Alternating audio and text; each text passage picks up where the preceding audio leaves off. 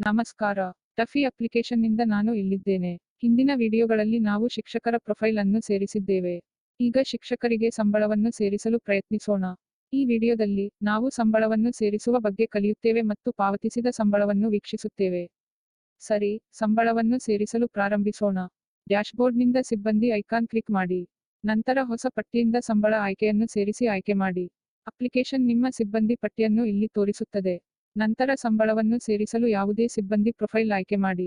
ನೀವು ಸಿಬ್ಬಂದಿ ಪ್ರೊಫೈಲ್ ಅನ್ನು ಕ್ಲಿಕ್ ಮಾಡಿದಾಗ ಅಪ್ಲಿಕೇಶನ್ ನಿಮ್ಮ ಸಿಬ್ಬಂದಿಗೆ ಮೂಲ ಮಾಹಿತಿಯನ್ನು ತೋರಿಸುತ್ತದೆ. ಮತ್ತು ನೀವು ಯಾವುದನ್ನಾದರೂ ಪಾವತಿಸಿದ್ದರೆ ಕೊನೆಯದಾಗಿ ಪಾವತಿಸಿದ ಸಂಬಳ.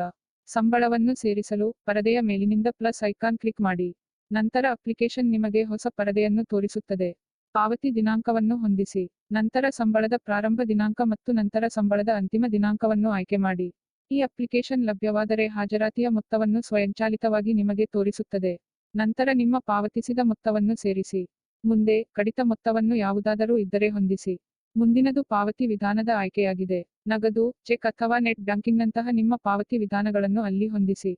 ಟೀಕೆಗಳಿಗಾಗಿ ಕೊನೆಯ ಆಯ್ಕೆ. ನಿಮ್ಮ ಟೀಕೆಗಳು ಯಾವುದಾದರೂ ಇದ್ದರೆ ತದನಂತರ ಸೇವ್ ಕ್ಲಿಕ್ ಮಾಡಿ. ಹೌದು, ನಾವು ಅಪ್ಲಿಕೇಶನ್ನಲ್ಲಿ ಸಂಬಳವನ್ನು ಯಶಸ್ವಿಯಾಗಿ ಸೇರಿಸಿದ್ದೇವೆ. ನಿಮ್ಮ ಕೊನೆಯ ಪಾವತಿಸಿದ ಸಂಬಳವನ್ನು ಸಹ ನೀವು ಮಾರ್ಪಡಿಸಬಹುದು. ಆ ಸಂಬಳದ ಮೇಲೆ ಕ್ಲಿಕ್ ಮಾಡಿ ಮತ್ತು ನಿಮ್ಮ ಸಂಬಳವನ್ನು ಸಂಪಾದಿಸಲು ಅಪ್ಲಿಕೇಶನ್ ನಿಮಗೆ ಅನುಮತಿಸುತ್ತದೆ. ಸರಿ, ಈಗ ಒಟ್ಟು ಪಾವತಿಸಿದ ಸಂಬಳದ ಪಟ್ಟಿಯನ್ನು ಪರಿಶೀಲಿಸೋಣ. ಡ್ಯಾಶ್ಬೋರ್ಡ್ಗೆ ಬಂದು ಸಿಬ್ಬಂದಿ ಐಕಾನ್ ಕ್ಲಿಕ್ ಮಾಡಿ.